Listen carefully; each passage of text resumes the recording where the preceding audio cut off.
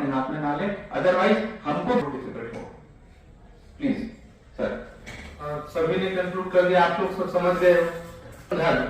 अच्छा, संगठन और संघ की मैं समझता हूँ कि दायरा होता है, सीमित वो रहता है, कई बार होता है।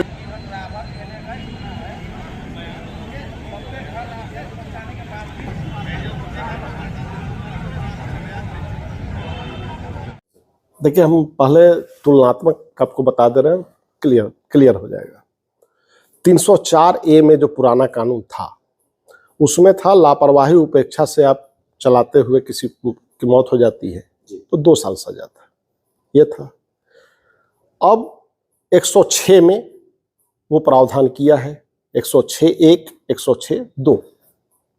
106(1) में वही 304A की बात रखा है, बस सजा किया है। पहले 2 साल था, अब किया है 2 साल सजा रहेगा, लेकिन वो 5 साल तक कोर्ट दे सकती है। जमानती पहले भी था, जमानती आज भी है, अंतर नहीं हुआ है। सेक्शन का नंबर अंतर हुआ, सजा की अवधि अंतर हुआ है, यही 2 चीज अंतर हुआ। महत्वपूर्ण एक नया जोड़ा है 106(2). ये मानवीय दृष्टिकोण को ध्यान में रखते हुए किया है। एक्सीडेंट होता था, ड्राइवर एक्सीडेंट करके भाग जाते थे कि भीड़ पकड़ेगी तो मार डालेगी।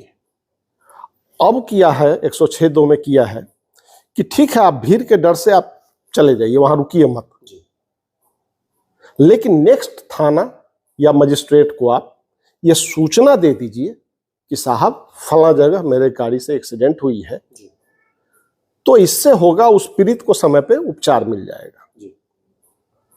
और वो सूचना आप देते हैं, ड्राइवर लोग डर रहे हैं कि हम सूचना देने जाएंगे हमको 10 लाख रुपया फाइन लग जाएगा, 10 साल सजा हो जाएगा। नहीं, आप सूचना दे देंगे, 106(2) आप पे लागू नहीं होगा। सूचना नहीं देंगे तो ये अपने आप में प्रमाण माना जाएगा कि आपने सूचना नहीं दिया। उस स्थिति में 10 साल की सजा है। असमंजस की स्थिति क्यों है? क्या रूमर फैला हुआ है या लोग? असमंजस ये है, ड्राइवर लोग बताए ना, बोल रहे हैं कि 10 साल सजा कर देगा हमको तुरंत। ड्राइवर लोग ये समझ रहे थे, जैसा उनको समझाया जा रहा है, जो भी समझा रहा हो, कि 10 लाख रुपया हमको फाइन भरना तुरंत पड़ जाएगा, एक्सीडेंट होते 10 साल सजा तुरंत हो जाएगा। सजा देने का काम न्यायालय का है। न्यायालय में साक्ष्य के आधार पे सजा होती है। तो इसको ये नहीं बोला 106(2) कि आप सूचना देंगे और आपको सीधे 10 लाख फाइन हो जाएगा। सूचना देंगे तो 106(2) आप पे लगेगा ही नहीं। 304(A) पहले भी होता था एक्सीडेंटल में, 106(1) लगेगा। सूचना नहीं देंगे तब 106(2) जुड़ जाएगा, और कोर्ट में ट्रायल दौरान तो ये आप अपने आप में प्रमाण होगा कि आपने सूचना नहीं दिया। घबराने की कोई जरूरत नहीं है इसमें। जमानती पहले भी था, जमानती आज भी है। आप ड्राइवर जो है 112 पे कॉल कर सकते हैं, ऑन रिकॉर्ड रहता है। नेक्स्ट थाना में सूचना दे सकते हैं, मजिस्ट्रेट को दे सकते हैं। अब आइए इसके पीछे जो फायदे उनके लिए क्या है, ड्राइवर के लिए गौर कीजिए। पहले क्या होता था, दूसरे थाना में जाते थे, कहता था मेरे यहाँ का मामला नहीं है, वहां है, सूचना दी। अब तो नहीं होगा, ये उनके बेनिफिट में है। 80% मामला होता है जिसमें कि गाड़ी चला रहे हैं, दौड़ते हुए कोई आ गया सामने, कोई नहीं चाहता है कि हम स्टीयरिंग पकड़े तो एक्सीडेंट करें। तो आप सूचना दिए रहेंगे, ड्राइवर सूचना दिए रहेगा, तो उस ऑन रिकॉर्ड उसके फेवर की बात होगी ना।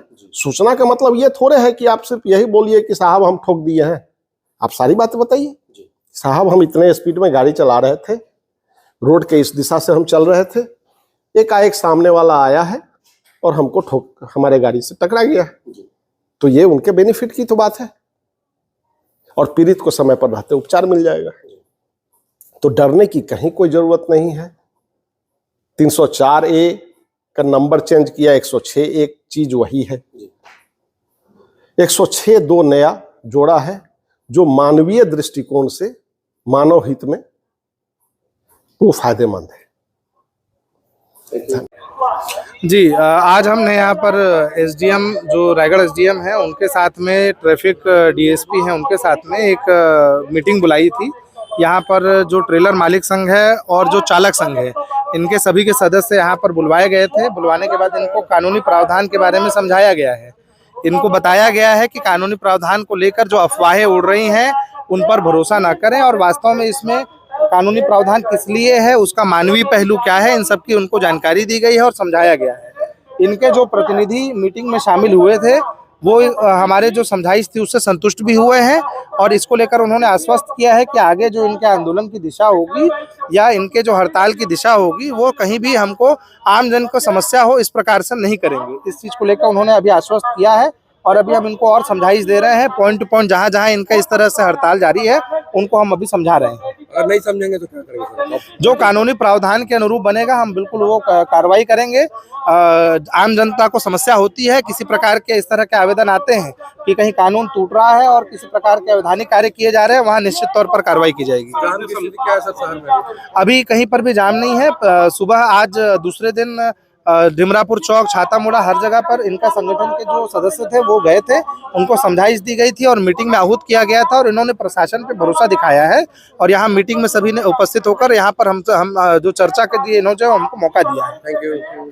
सर आपसे मिलने आया सर, हड़ताल को लेकर काफी परेशान, क्या चेतावनी दी गई इनको सर? जी हाँ, इनके द्वारा 3 दिवसीय हड़ताल की संबंधित सूचना दी गई है और इनके मन में बहुत सारे डाउट्स है। तो इस कारण आदरणीय कलेक्टर सर और एसपी सर के मार्गदर्शन में ये मीटिंग ऑर्गेनाइज की गई जिसमें वाहन मालिक के जो संघ थे जैसे कि ऑटो चालक, ट्रेलर, ट्रक्स और वाहन चालक संघ के पदाधिकारियों को बुला करके यहाँ पर एक मीटिंग ली गई पुलिस कंट्रोल रूम रायगढ़ में और उनको अवगत कराया गया कि जो नया कानून बन रहा है वो बहुत ड्रास्टिक चेंज नहीं है, उसका वास्तविक उसका उद्देश्य क्या है उससे अवगत कराया गया कि सूचना सही समय पर मिल जाए जिससे जो प्रभावित है, जिसको एक्सीडेंट हुआ है, जिसको चोट लगी है, वो उसकी जान बच सके। सबसे आवश्यक चीज़ तो वही है और किस प्रकार वो सूचना देंगे तो उनको भी एक लीगल सेफ्टी मिलेगी क्योंकि आगे चल के अगर वो पकड़े जाते हैं और उनको अरेस्ट करके लाया जाता है तो उसमें सज़ा के और फाइन के प्रावधान है। उनको ये लग रहा था कि जैसे ही एक्सीडेंट किया उनको उन्हीं स्पॉट पे खड़ा रहना है और वहीं पर वो इस चीज़ से भयभीत है कि हो सकता है उनकी पब्लिक लिंचिंग हो जाए। बट एक्चुअली जो लॉ है उसका प्रावधान ऐसा नहीं है। लॉ का प्रावधान सही समय में सूचना देना है ताकि जो कार्यवाही है और जो अनावश्यक पुलिस को एक नई तफ्तीश करनी पड़ती है कि ड्राइवर कहाँ भाग गया है और उसका तत्काल पता नहीं मिल पाता है, उस पर समय की बचत हो और जान प्राण की रक्षा हो सके, ये उसका मुख्य उद्देश्य है। समझाइश का क्या असर होगा सर इसके बाद अगर नहीं होगा तो क्या करेंगे? जो ड्राइवर संघ थे उनके द्वारा तो यहाँ पर पूर्ण सहमति दी गई कि भाई हम समझ गए और अब हमारे द्वारा जो इस आंदोलन को किसी प्रकार का समर्थन नहीं है, ड्राइवर संघ के द्वारा ऐसा कहा गया।